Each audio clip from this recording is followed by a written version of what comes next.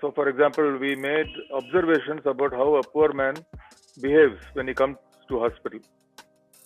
So, just as an example, a man comes to the hospital with 5,000 rupees in cash, and that is all the money he has. If he wants more than that, he will have to sell his house or his land. So, he expects that his wife will deliver in the next few days, and then they can go home, and he will have a little leftover money. But then, when he has come to the hospital with two children, so on the first day when they go to the hospital, the children say, "We are hungry." So they go to the canteen, and a day's food in the canteen, breakfast, lunch and dinner, comes to 100 rupees. So for 4 of them, it is 400 rupees. So the expected number of days in the hospital is 7. So about 2,800 rupees. So when you subtract that out of the 5,000 he has hardly got any money left. So the first day they have 4 meals. The second day they have 1 meal which they share among all the 4. And on the third day they just buy a packet of biscuits. So this is a behavior which is difficult to fake. Means rich people can fake their behavior. They can take off their jewelry and wear torn clothes and all that. But it is very unlikely they will go without food for several days. So this is one item as an illustration that we put it as how to detect the people who are poor. And then we started giving them charity before they ask for it, because these people never ask for charity. And that is because a poor man is afraid that if he starts saying that I don't have money, and then the hospital says, no, you must bring money, and then they have an argument, then he may never be able to come to hospital again in the future. So he doesn't want to spoil the relationship he has with you. So he will simply sell his house and bring the money. And you will not know that till you have gone to visit and find that he is now staying under a plastic sheet on the road outside.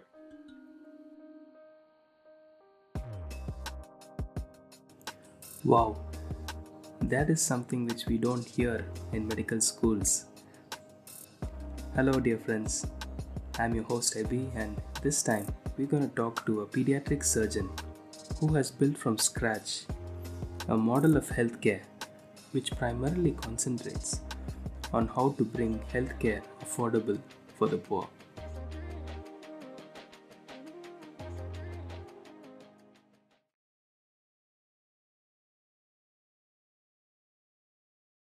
Hi everyone. So today we have Dr. VIjay Anand with us. Sir, it's a privilege to have you in our show. I've definitely been inspired by your life and your work. I'm sure this is going to be a very interesting talk today, and thank you, sir, for sparing your time with us. Yeah, thank you. Sir, if I wanted to start with how you joined, sir, it was a very interesting decision. You had studied in South India, and you had lived your life till your student life entirely in South India. Suddenly, how did you decide to go to a place like Assam, and that too? I'm sure you might have traveled many days to reach that place. And how did you decide that, sir? Yeah, so actually when I was in college, I wasn't a church goer. When I was in school, I wanted to be a electronics engineer and had joined an engineering college. So I was a sort of accidental doctor. I was beaten up and thrown out of the first floor of the hostel in the engineering college which I had joined. And that was how I got into medicine. And in the first year in MBBS at the Kilpak Medical College in Chennai, I went to a evangelistic crusade, and that is where I gave my life into Jesus' hands. So we started a Bible study in college, and we used to have a practice called taking stock meetings. So every 4th week we used to have a meeting where we shared what was happening in our lives. And one of the common discussions was, what is God's will for you? What is God telling you? And for me, that was not very clear for a long time. And then I realized that I had become very fond of cardiology. And that was because I answered a question in cardiology during rounds. And the professor was very happy with me, and he said, "You should be a cardiologist." So I became very interested. And the cardiologists in our college were very accomplished, and I wanted to be like them. And often we make our career choices because we want to be like somebody. So my plan was I was a good student, so I thought I should maybe go abroad and become a cardiologist and then come back to India and be a good Christian doctor. But one day I was reading the Bible, and there in Jeremiah chapter 29, I found why I was not able to get a clear answer to this question. What do you want me to do? I think all of us know Jeremiah 29:11, which says, "I have good plans for you, plans to prosper you and not to harm you." But that day I read the next two verses, and it says, this is what it spoke to me. When you have understood this, that I have good plans for you, then you will come and call upon me, and I will answer you, because you will be searching for me with all your heart. So then I suddenly realized that God was all the time telling me what He wanted me to do, but my own spirit was overshadowing that, and I could not hear the small voice of God. So then I stopped for a moment and said, okay, I will drop this idea of going abroad. I'll drop this idea of doing cardiology, unless that is what He wants me to do. So I started seeking, what exactly do you want me to do? So I felt like God was saying, I have given you all these assets in your hand, your intellect, your body, and all these things. And I feel that you should use it for the greatest transformational impact. So what can one person's life make the greatest impact on? So that is where I want you to go. So I started to search where would that possibly be. So logically I thought if you measured or converted that into a formula, transformational impact will equal total population of a place divided by the number of people like you there. So, for example, as a pediatric surgeon, if I look at population of Chennai divided by total number of pediatric surgeons in Chennai, so suppose there are about 60 of them, then the population divided by 60 is the impact of one person. But it is unequally distributed because I am a new entrant. There are already well-established pediatric surgeons there.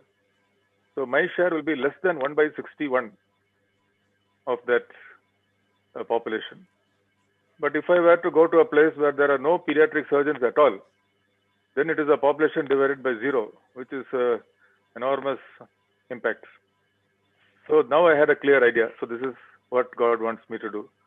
So automatically the southern states were ruled out because Andhra Pradesh, Tamil Nadu, Karnataka, and Kerala have really well established healthcare facilities.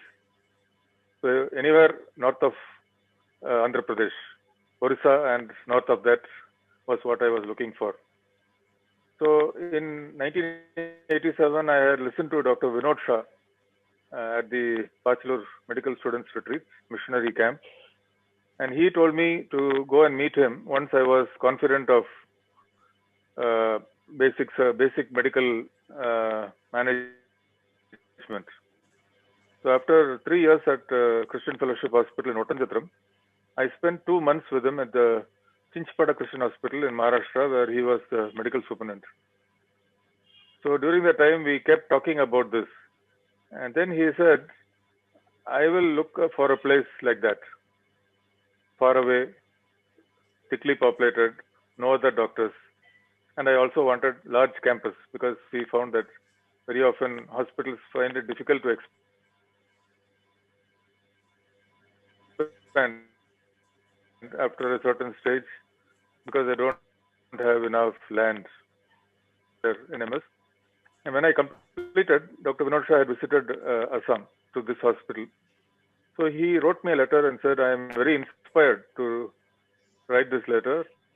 But all the points you had mentioned, your checklist, all those points are there at this hospital. So please go and visit there. And if you feel that is the place, then at the time he had become the medical secretary of VHA, we would consider taking it over. So that is how we came here to Makunda.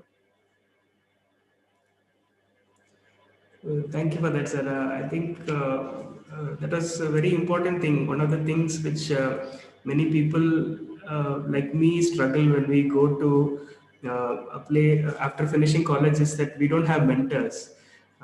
So we don't have directions to go to. And Dr. Vinod had helped you in that particular juncture. That was very good. And I think like many of our students who are listening to this probably also have to do that. Isn't that right? What do you think about that, sir? Having a mentor? Yeah, he was a great mentor because those days we didn't have phones. So I think we must have exchanged more than 100 letters with each other, giving a lot of suggestions. It's important to have people to not only tell you what to do, but to warn you when you are about to make a wrong decision. So sir, you only heard it from Dr. Vinod Shah about this place in Assam. And how did you go there? So did you do some background research before going there? And how did you reach there? What was your experience when you reached there?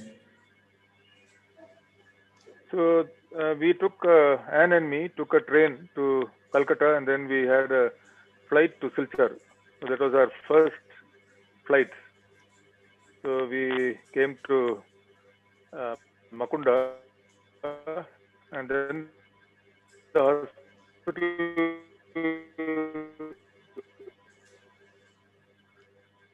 had been closed for the previous day. We went and visited local communities, and then we looked at all the assets in the hospital.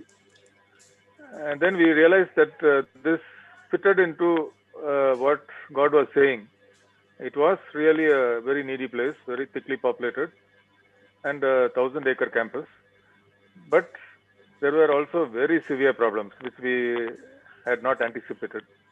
So since the hospital had been closed for so long, the staff had been paying themselves salaries by selling the assets. So they had sold the ambulance and the generator and practically all the valuable assets.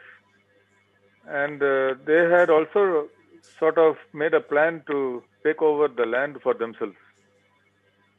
And they had also been working without, drawing salaries without working. So it would be quite difficult to change that. And because all these assets were sold, we had no running water and electricity on the campus. And there were no patients for more than 10 years. A lot of bills have been accumulated. So we understood that it is going to be difficult. And going back to Delhi was another interesting experience because our flight landed at Dimapur, and then the cockpit window came off. So we had to stay there for 3 days till they got another window. And then when we reached Calcutta, there was a 24-hour bandh there. And the train which we took stopped in the night because the previous train had derailed.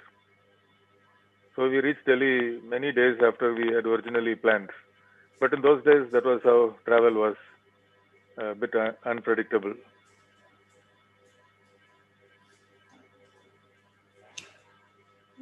Sir, now it's been almost 30 years since you went to Makunda. How is it now? And when you compare to how it was 30 years ago, was it the way you thought of Makunda? Was it the way you envisioned Makunda as it would be? What was your vision when you went there? Yeah, we felt that God would do something great But what it would be, we had absolutely no idea. And the early days were very difficult. Many times we thought we would not be able to stay on, or we might be beaten up or chased away or killed, or we don't know, that something would happen and we would not be able to continue. Because there was so much of uncertainty, there was fear. We were the only two people in the campus who had a vision like that. So I think the greatest, we could say that that was a pioneering phase in the life of Makunda. And today we are in a sort of consolidation phase where we are building up on what happened in the previous 27 or 28 years. So one major difference was in the attitude of staff. So now today we have very highly committed and passionate, hardworking staff. So in those days it was the exact opposite. In those days we had no money. We could not pay salaries on time, and we had all these inconveniences, electricity and water and all that. Today we have all those things. In those days we had no external support. Today there are many donors who are coming forward to help us. And in those days we had no other staff to come and share our work. So we were all multitasking. So I had done my MS in general surgery. Anne had only done her MBBS. But between us we managed all departments. And even after we went to Vellore and came back, I was a surgeon, she was an anesthetist. But between us, we managed medicine, pediatrics, and obstetrics, and every other department. Because when these patients came, we could not turn them away. So that is, I think, the major difference. Earlier, it was a pioneering type of work, and today it is work that is being consolidated. And the challenges are also different. So in those days, we were struggling for existence. Now probably we need to, the challenge might be to preserve vision when things are going well. So when there is a different type of challenge when you have what you need or have more than what you need. So we should not lose vision and should not drift in our mission. So that is a different challenge. I also feel that institutions go through three phases. The first phase is a phase where the pioneers work. They are very idealistic, don't mind sacrifices, and struggle a lot. The second phase are people who have worked with the pioneers, so they have some brushed off values.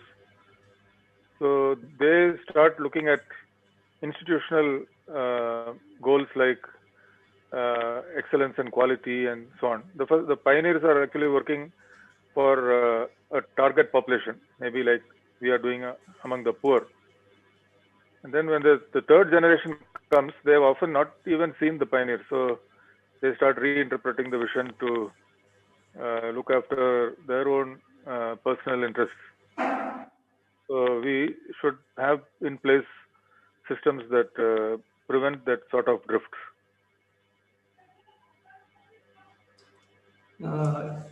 Sir, you had mentioned about this mission drift. It's quite often that many big universities, teaching institutions have drifted from their original mission. So you also said that in Makunda you are having some things checked so that the drift doesn't happen. So can you elaborate on that? Are there any particular things which you are actively doing to prevent that? Yeah, so in 2000, when we came back from Vellore, we wrote a mission statement. So, and then we made a strategic plan, which covered a period of 30 years because we were planning to be here for 30 years. So all the plans actually flow out of the mission statement. And the mission statement has three components. One is to provide high quality healthcare at affordable cost to the poor, there is a target population.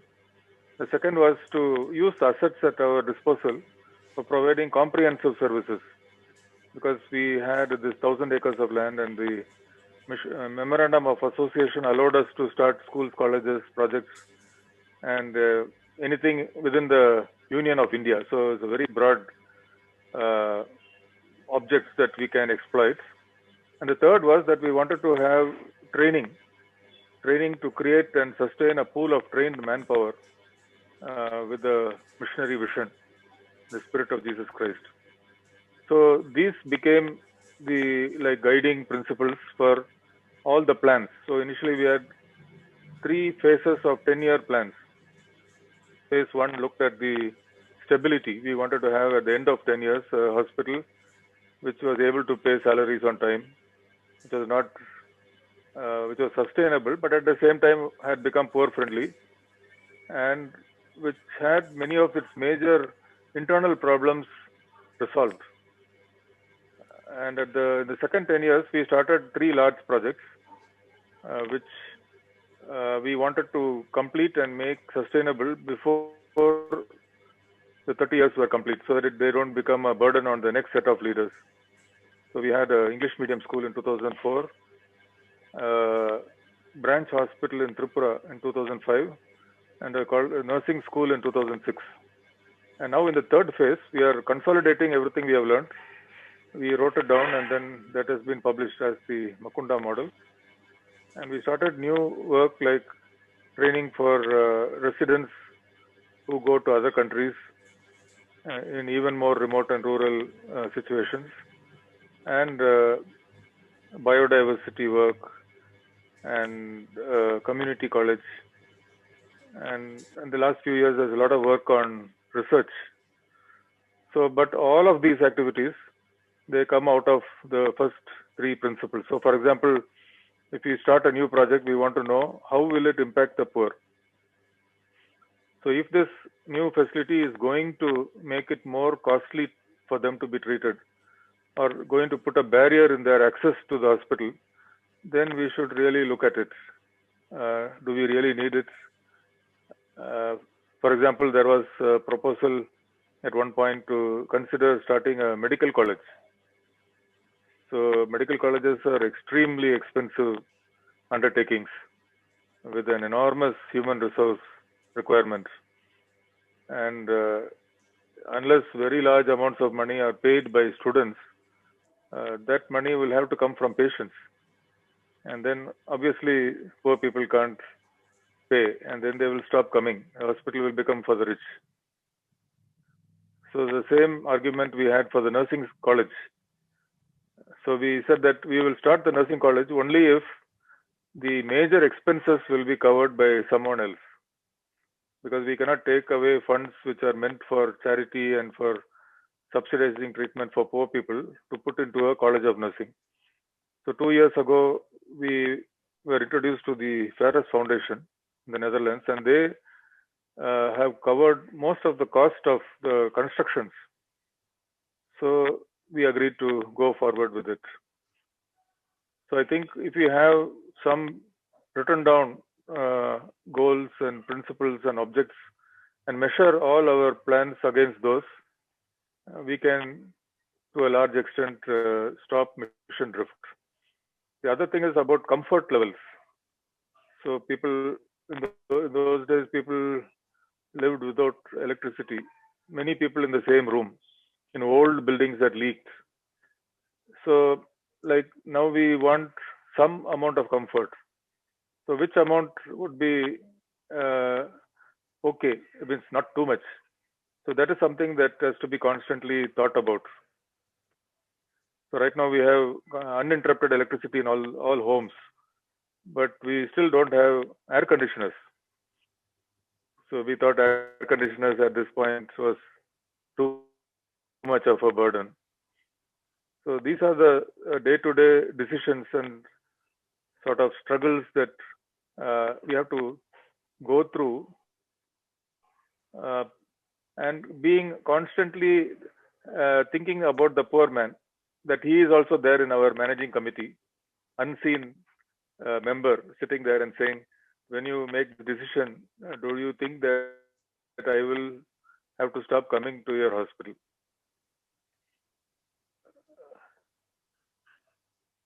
That is a very interesting statement, sir. So a poor man is always in your administrative meetings. That is quite interesting. One of the things you have mentioned is the Makunda model. Uh, it's very easy to talk very highly of ourselves to others, but to have someone evaluate us, especially by a business school, is something which is credible. And that's what has happened in this. So the Wharton Business School has come and evaluated you, and they have put down their what they have thought of your the Makunda model. So specifically, three things they have mentioned. One is poor centric strategies, thoughtful cost management, and continuous improvement. So can you tell us more about these three strategies, sir?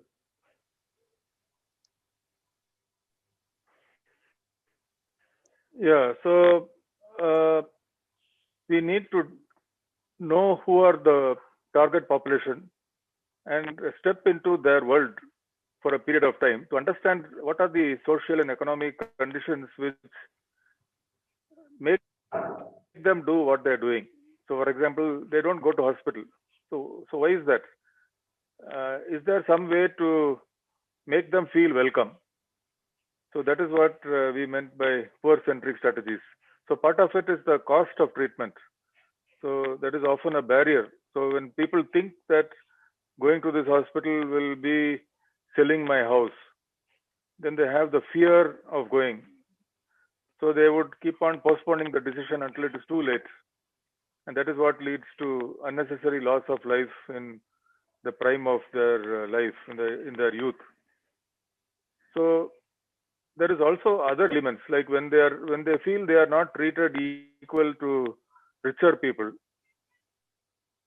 So they feel this is we are second class in this place.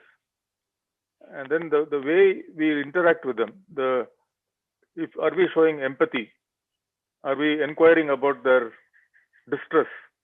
Are we comforting them? So all these factors go to make them uh, say that this hospital is for people like us. So in those days, we didn't have any community health department, but whenever we had free time, we went into local villages. We did a lot of immunization work and antenatal work, and we just observed how these people live and how they take their decisions, and we evolved these practices.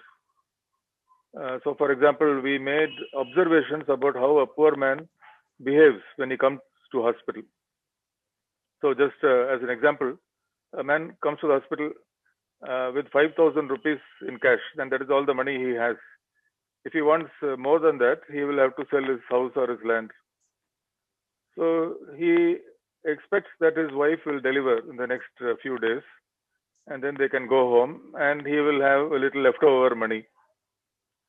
But then, when he has come to the hospital with two children, so on the first day when they go to the hospital, the children say, "We are hungry," so they go to the canteen, and a day's food in the canteen, breakfast, lunch, and dinner, comes to 100 rupees. So for four of them, it is 400 rupees. So the expected number of days in the hospital is 7. So about 2,800 rupees. So when you subtract that out of the 5,000 he has hardly got any money left. So the first day they have 4 meals. The second day they have one meal which they share among all the 4. And on the third day they just buy a packet of biscuits.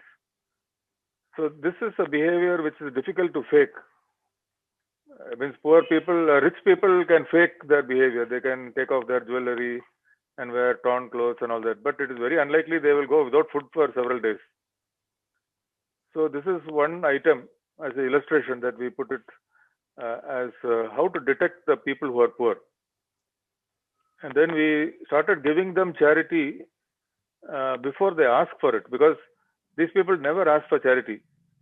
And that is because a poor man is afraid that if he starts saying that I don't have money, and then the hospital says, no, you must bring money, and then they have an argument, then he may never be able to come to hospital again in the future. So he doesn't want to spoil the relationship he has with you. So he will simply sell his house and bring the money. and you will not know that till you have gone to visit and find that he is now staying under a plastic sheet on the road outside. So that is poor-centric strategies. There are several other strategies we adopted. Then for cost-effective management, we had management principles like multitasking staff. So like until recently, I was in charge of finance in Makunda, and my wife managed maintenance, and the nursing superintendent also managed human resources. So 3 administrative posts are remote, and administrative costs are remote. Housing costs and school education and health costs are all remote. So we are a very lean and efficient structure. And the other thing is, if you look at the patient's point of view, if you have a very costly protocol, so we all like to follow gold standard protocols developed in the West. So for diabetes, we would like to have the latest medicine, which has the best results on clinical trials, which has the least side effects. But it could be too expensive for a man to take lifelong. So if you prescribe that to him, after 1 month he will stop coming, because he can't take this month after month in addition to the travel costs. So why not give him a medicine which was being used 5 years earlier, or maybe even 10 years earlier? Some of the medicines we practiced 30 years ago when I was a medical student still work with diabetes, and they are probably now off patent. They can be sold at a very low cost. So even though they may not be the best, they are the most realistic for a poor man. So we call these as revised gold standard protocols.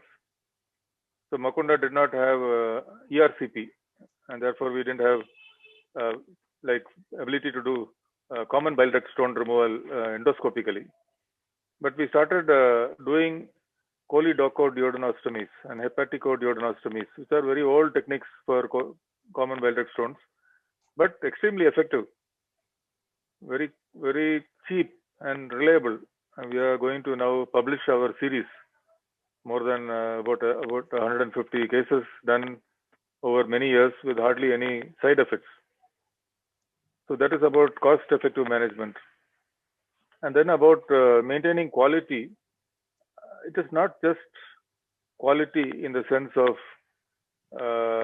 safety or reliability or confidentiality, or the things that are usually mentioned when we look at like NABH standards. Beyond quality of that kind is the quality that brings our target people happily again and again to look to receive our services. So if we can do that, then our hospitals will thrive, and they will be a transforming impact on the communities. Our schools will have students who will go on to become not just well educated citizens, but they will have good moral values, and they will in turn transform their villages and communities.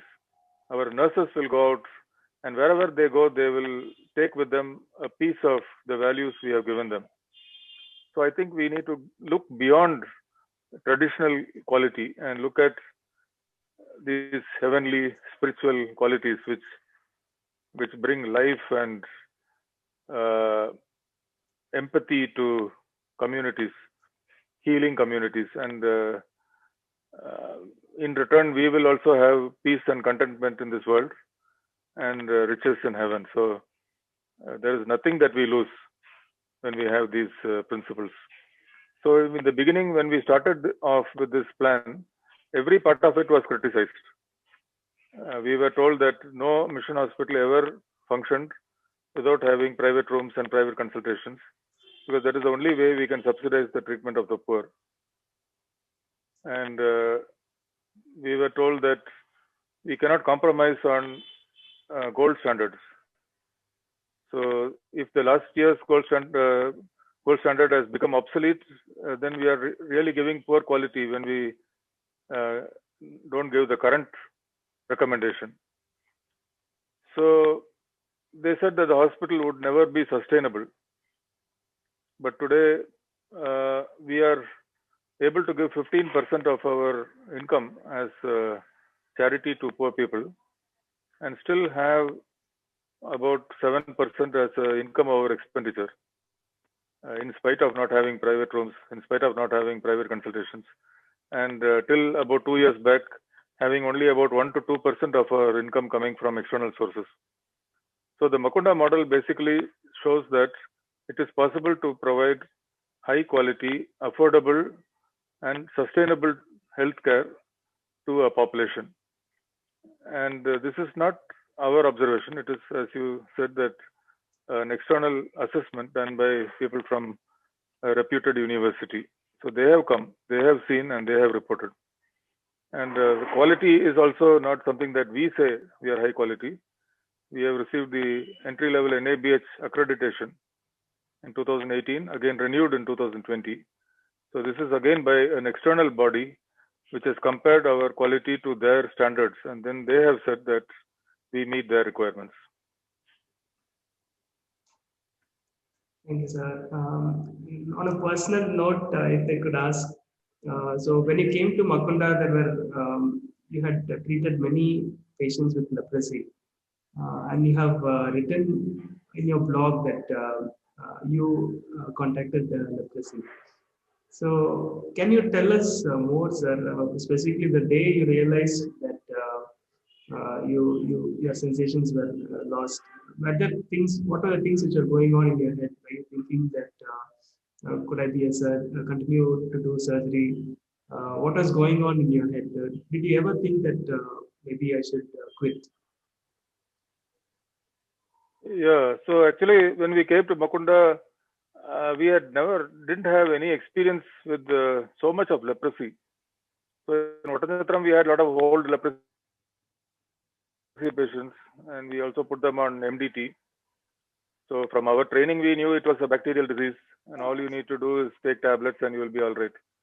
And it was also a very low contagion, contagious disease, not a very contagious disease. But when we came to Makunda, we realized that the old staff never directly treated the leprosy patients. And all the staff quarters were about 1 kilometer away from the leprosy wards. So we just started treating them, especially my wife. She did a lot of dressings morning and evening with the 60 leprosy patients on the colony. I did only the amputations and surgeries on them. Many of them were on a very irregular regimen. Some of them even were getting this Chaul Mugra oil. So we put them all on MDT, and then once they are completed, they were given released from treatment cards so that they could leave the colony. So I never thought I would get leprosy. So after 3 years, we went to Vellore, and while I was there, I developed a loss of sensation on my great toe. And then when I checked, I found that there was a anesthetic patch on the dorsum of the foot also. So one of our close friends was Dr. Lishiwan Kumra. She is wife of Sedevi Angami. So we were close friends. Sedevi was doing his DM when I was doing my MCH in Vellore. So we went to meet her, and then she did a biopsy, and that came as tuberculoid leprosy. So I just thought if I just take medicines for 2 years at that time, I would be all right. So initially they said that why don't you start on a Oflox based regimen instead of clofazimine, because clofazimine produces a lot of pigmentation. But after taking Oflox, I started developing sort of psychosis. I was talking nonsense and never slept at night.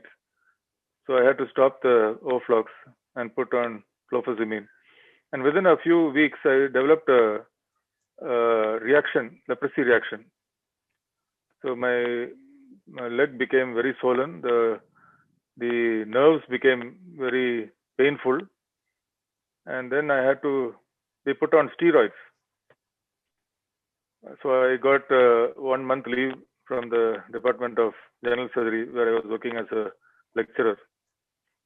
And then this steroid started producing tremor.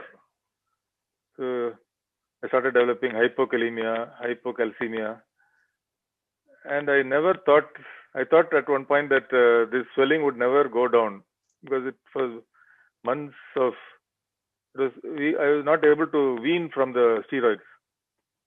So from like 60 milligrams, if you bring to 50, then everything will flare up again. So then you have to go back to the full strength. But even that continued after coming to Makunda. And at that time, there was still a lot of stigma to leprosy. So we were advised not to tell everyone that I had leprosy. But over the next, I think, 2 to 3 years, I could complete my MDT as well as get off steroids. And now I just have an anesthetic patch. So we went to Karigiri also. And there Anne and me got a lepromin test. So she was strongly positive, and I was negative. So actually, Anne was the one who was more exposed to leprosy, but I was the one who got it because of my T cell function. So it's something that is built into our immune systems, who gets it and who doesn't. But I wrote a small story about it. So I think the one great thing is that if I had lived many years earlier, I would probably be a member of one of those leprosy colonies. So I was fortunate that I lived in a time and age when leprosy was curable, complications could be addressed, and I could recover and be completely normal. So that is something that I should be grateful to God for. Sir, thank you for sharing that personal story. If I may ask one more, while you were in Makunda, you experienced a heart attack, right? So if I'm right, there was a huge delay in getting the medicine, because the medicine had to be got from a different city, and you had a lot of pain during those times. So can you tell us more, and can you tell us how was God's grace during that time, and how God miraculously saved you? Yeah. So actually, my family has a strong history of cardiovascular disease. One of my uncles died, and then my father also died when he was 60. So that was in Chennai city. He was taken to a good hospital, but he died in a few hours. So just before I had my MI, Anne took me to a cardiologist here. So he did a treadmill and did all the tests. Everything was normal. So he said, he is in very good health. Why are you worrying? So on that particular day, we had traveled back from Agartala by road. It was about 6 hours by road. And I went to the hospital, did a colostomy on a neonate and a cesarean section. And I came home, parked the vehicle, and I had to climb 40 steps in the middle of the night. So when I took the first step, I had my heart attack. I could not move forward. There was a very strong pressure in the chest. I could not shout, and no sound came out of my mouth. So I wondered, I knew I had a heart attack. I thought maybe I could possibly die there in the bottom of those steps, because I didn't have the strength to climb all those steps up. But God gave the strength to crawl up all those steps. I just crawled on all fours, reached the house veranda, and my daughter called Anne and told her that I was not well. I had also vomited. So Anne said, must be just tiredness and the gastritis. But soon I started experiencing very severe pain. So she came with some of the hospital staff, and they took me down on a blanket. And then I was taken to the hospital. ECG was acute MI. So we didn't have streptokinase in stock. So I called my classmate, Ravi Kannan, He was my MBBS classmate and director of the Kachar Cancer Hospital in Silchar. So he purchased the streptokinase and brought it. But by the time I got it, it was more than 6 hours. And I had severe pain and all the drugs could not control it. So I got the streptokinase and then I was in Makunda for a week, slowly admitted in our ICU. On the last day, I think one of the nurses had a appendix. So I operated on her from a wheelchair. And then I was brought to CMC Vellore. So the angiogram showed a 100% block of the left anterior descending, and all the other vessels were normal. This was acute coronary thrombosis. So the ejection fraction was 35%. And they put a stent inside, but there was no recovery from that 35%. It continued to be low. And then over the years, it was in 2008.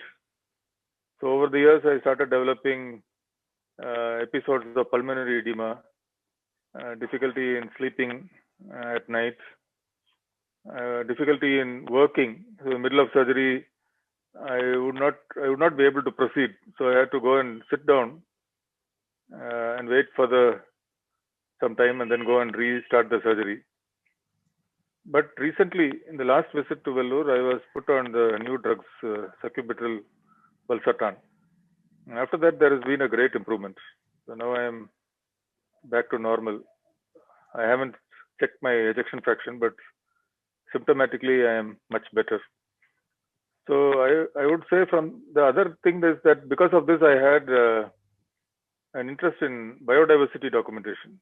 So maybe God thought this is one area I want this fellow to get interested in. And maybe I should give him a heart attack so that he will develop that interest. Maybe because we don't know how God works and what are his. So we should just look at everything that comes in our way as something that was permitted by God for some reason. So I never question all these adversities, but learn from those experiences because they make me what I am and what I will be. And that is all in God's plan. Thank you, sir, for sharing that. And definitely, your interest in photography, I think, has given interest to many people. I think that includes me as well. I draw inspiration in photography from you. One of the pictures I really like is a simple picture of a langur in one of your blogs. And you have taken many pictures of birds, and you have made a trail. When I came to Makunda, I remember going down the trek which you had made for the biodiversity trail. So please tell us more about how you thought of making something like that, biodiversity club in Makunda. Yeah, so after the heart attack, I started going on morning walks because I was told that exercise will keep you in good health. And one day while I was walking, I noticed a woodpecker making a hole on a dry bamboo pole, which was used for the volleyball net in the school.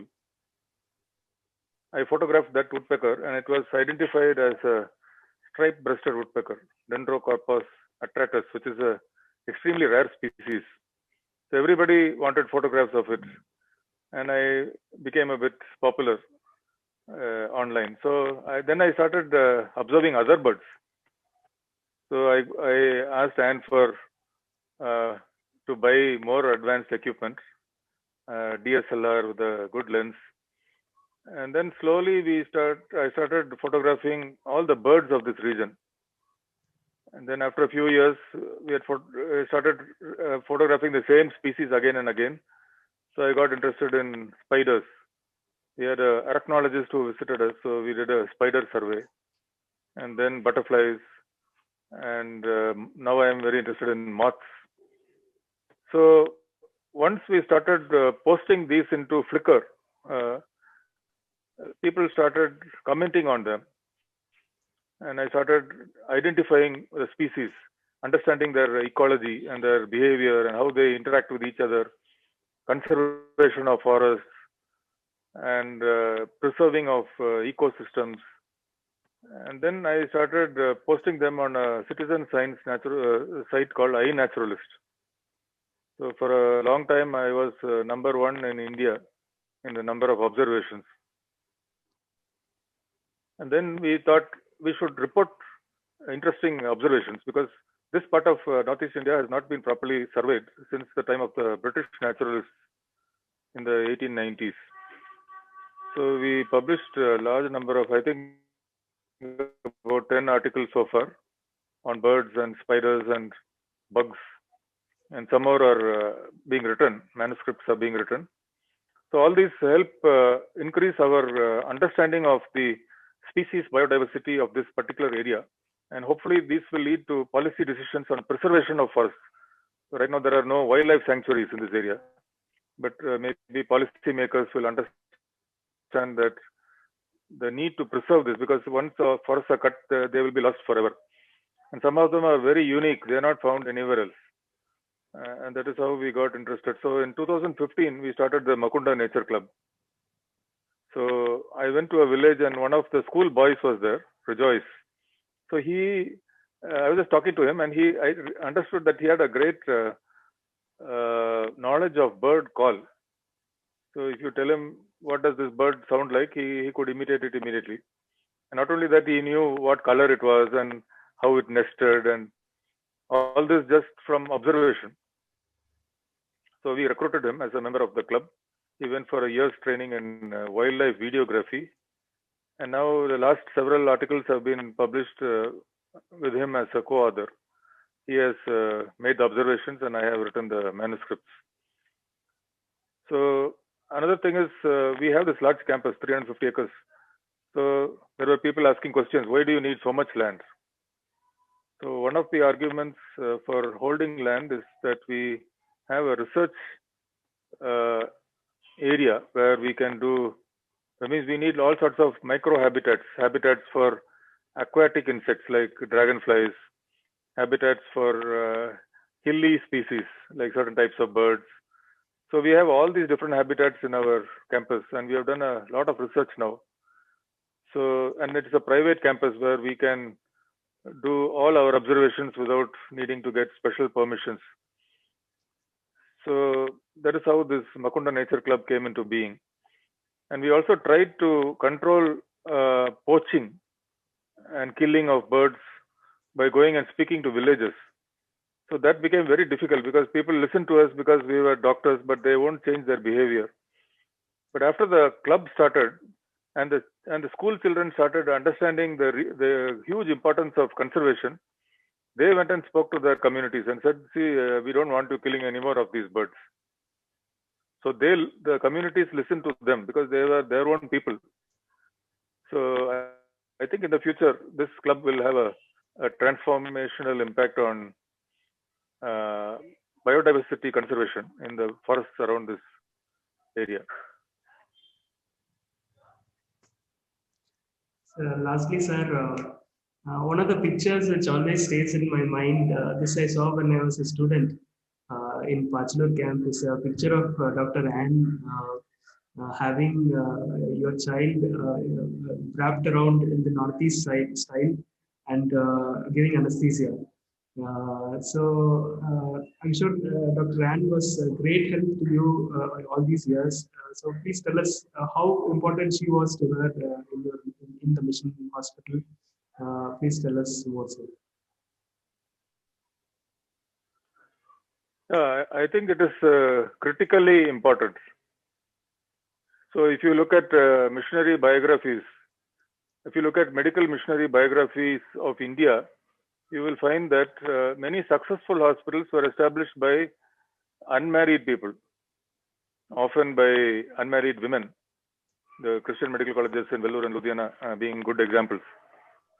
And the reason was that they probably did not find suitable boys who shared their vision, the God-given vision that they pursued in their career. And as the Bible says, when you get married, you get distracted. with the needs of the spouse and the family. So these people basically gave their all for God's work. But if we were to get married, then the first requirement is that the spouse is not a barrier to the development of the vision that God has given.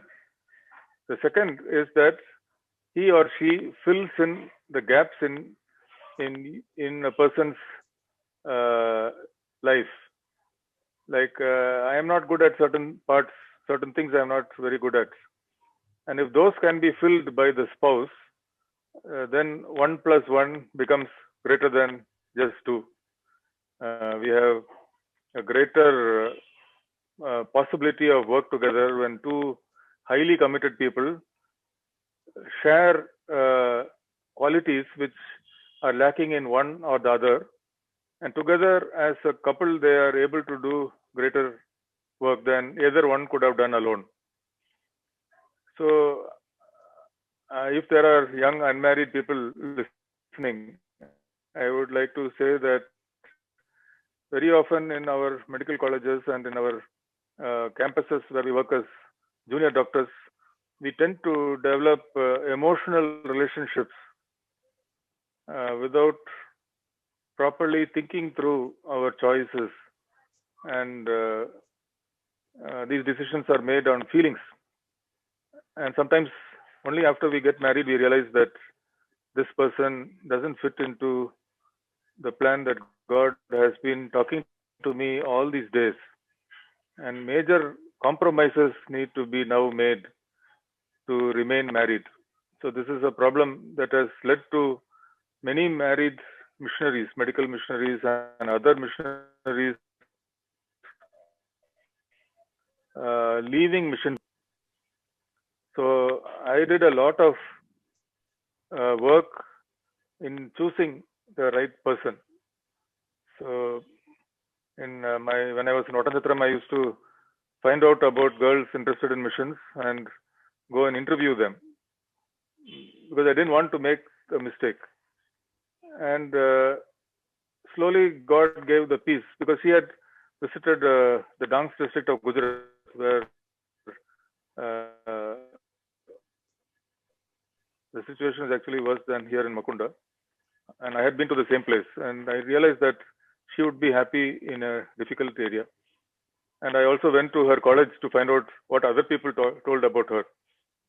So they all told me that she was called as Sister Teresa, because she looked after all the destitute people, and that is a character that I lacked. So then after we got married, I realized she was also an excellent singer, excellent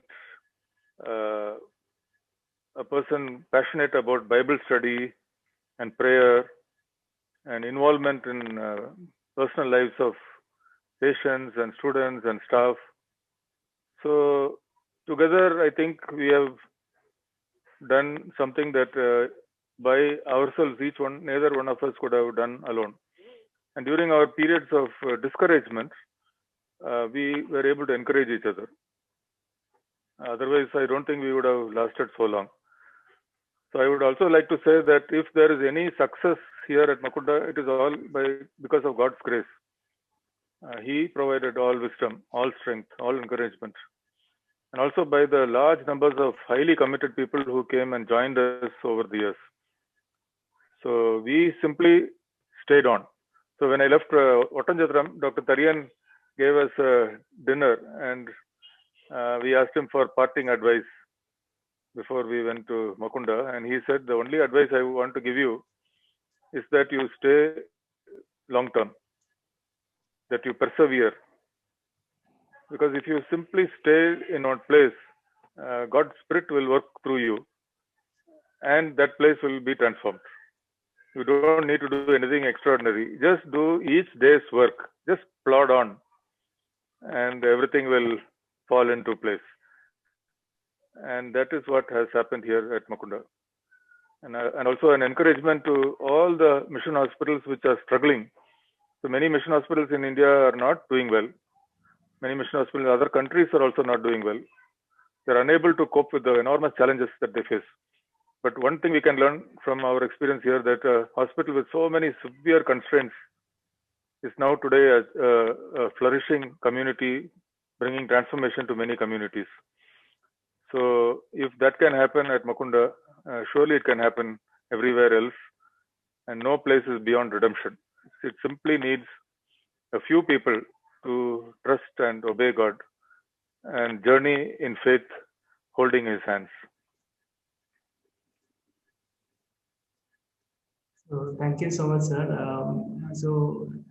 At the end, for specifically junior doctors and medical students listening to you, as they probably some of them would be planning to write NEET later next month. So what would you like to tell them, and what would you specifically tell to people who are thinking about joining a mission hospital? Yeah, so I think a lot of doctors now are medical students now are very conscious of the need for doing a post graduation. So my only strong suggestion, is that our post graduation should not become our master. It should be our slave. So, and we should not make choices based upon, again, emotions, just like I told about marriage. So my interest in cardiology was because of emotion. I liked it. I didn't like surgery because I didn't like the surgeons there. They were, not speaking good language, and I felt not very good at their work.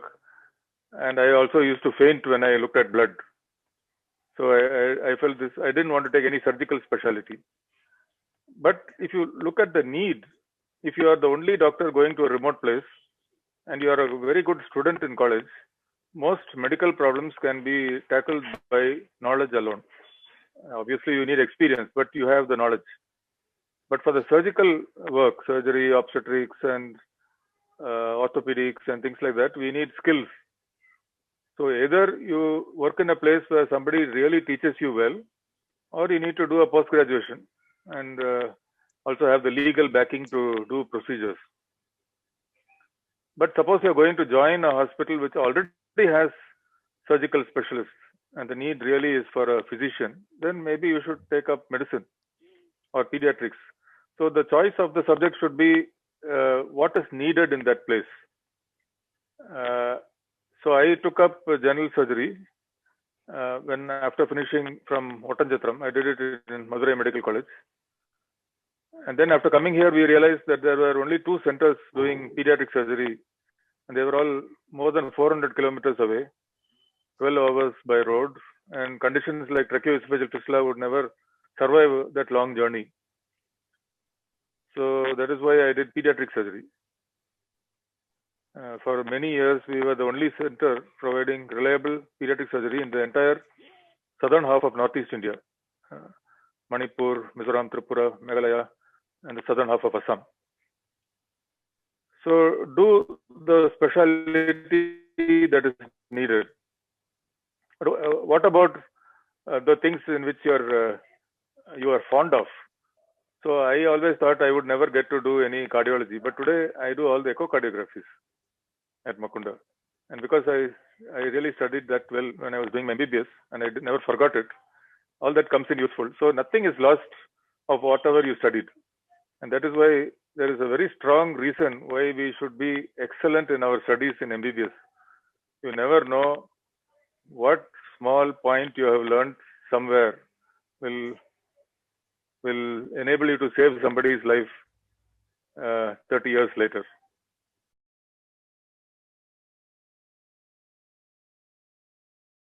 So I think medical missions are really the key to transforming the world. Because I went to a big hackathon in Uganda and met the people from all across Africa. So you just take any needy place. Let's take a large African country. So if you go to the capital, there will be large corporate hospitals. So all the wealthy people go there, all the diplomats go there, all the tourists go there, like our Apollo and Fortis hospitals. And then there are a lot of small nursing homes where the local population goes. So nursing homes. So, and then there are government hospitals. So the quality of the government hospitals depend upon the politics. No? So if the government in power is very strong in certain provinces or districts, those hospitals will be really good, and the other parts of the country are not taken care of.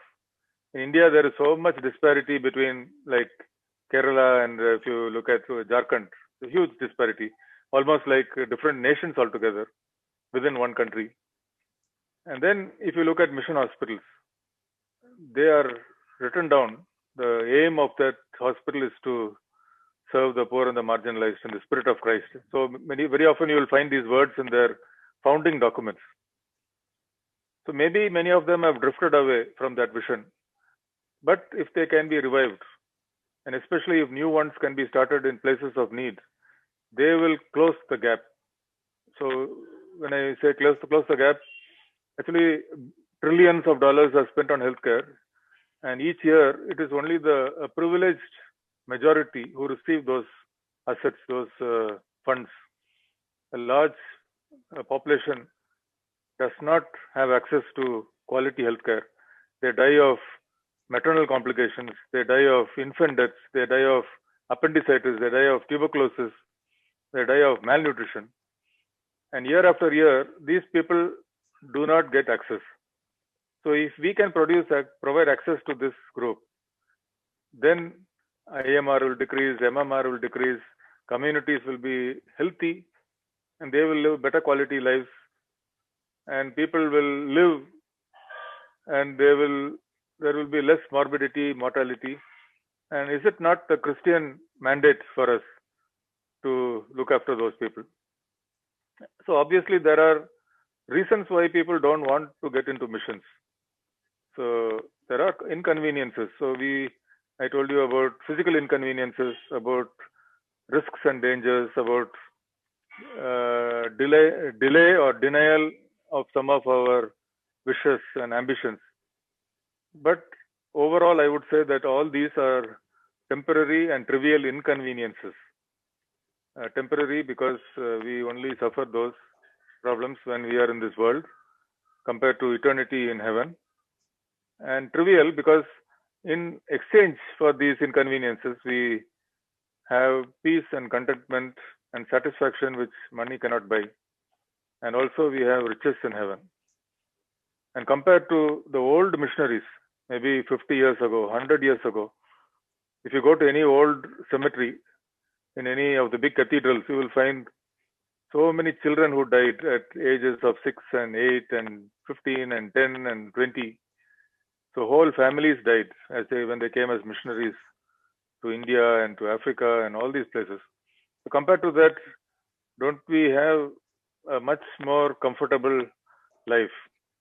Maybe small inconveniences, but will we not take those in exchange for being God's salt and light in the communities that He has called us to serve? So it is like when we accept Jesus Christ into our life, it is not simply that we will have a nice feeling, that we will have peace in our life and the promise of eternal life when we die and go to be with heaven. But what about all the years we are going to live in this world? If Jesus was in our mind, if He was the controlling spirit of our life, if He was in control of our lips, our hands, our feet, our intellect, our decisions, what would He do? Where would He take us? And what exactly will He do with us? The closer we are to that ideal, I think the greatest impact would come out of our life. And when we die and go to be with Him in heaven, we will be welcomed back as good and faithful servants who accomplished the task that was given to them. So I would like to say that we need to live lives of trust and obedience. And we don't need any great qualities. Nothing happens because of us, but because we have allowed God to use our bodies, our minds and our wealth and whatever He has given us. And we have been instruments in a sense to bring healing and blessings to wherever he sends us. Thank you so much, sir. Thank you, friends, and I hope this was has stirred you to a life in missions. Please stay tuned, and as we talk to many more people like this. And thank you once again, sir, for this.